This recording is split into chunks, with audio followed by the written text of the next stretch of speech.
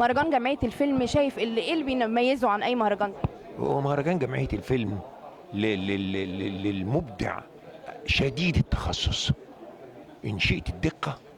هو إما أنه سينمائي، وإما أنه مسرحي، وإما أنه يعني فنان لكل الفنون، بس هو في الأساس من أبناء السينما المصرية العربية العالمية، من تلامذتها.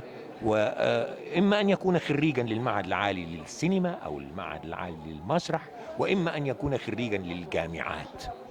فهو فنان مثقف واعي ويفهم إلى أين يتجه وعما يبحث من إبداعات موجودة في مصر اللي ابتكرت وأبدعت الإبداعات في الدنيا. حضرتك السينما شايفها دلوقتي تطورت وبقت احسن في الفترة الحالية؟ السينما صناعة ثقيلة، مش هي صناعة خفيفة في التسمية، لكنها صناعة ثقيلة في العقل والوجدان والذهن والمتابعة والرؤية ومتابعة الأجيال بقرون من الزمان.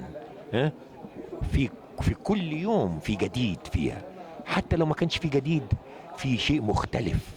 فلازم تبقى في هذه المتابعة من كل الأجيال.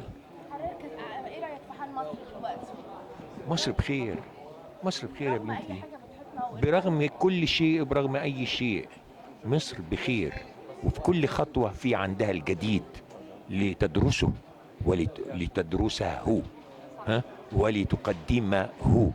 فمعلش يعني مصر دايما عندها الجديد باستمرار، فمن كل الأجيال، لأن كل جيل لديه بصماته، وكل جيل لديه وعيه ولديه تاريخه ولديه زمانه ولديه وعيه الخاص.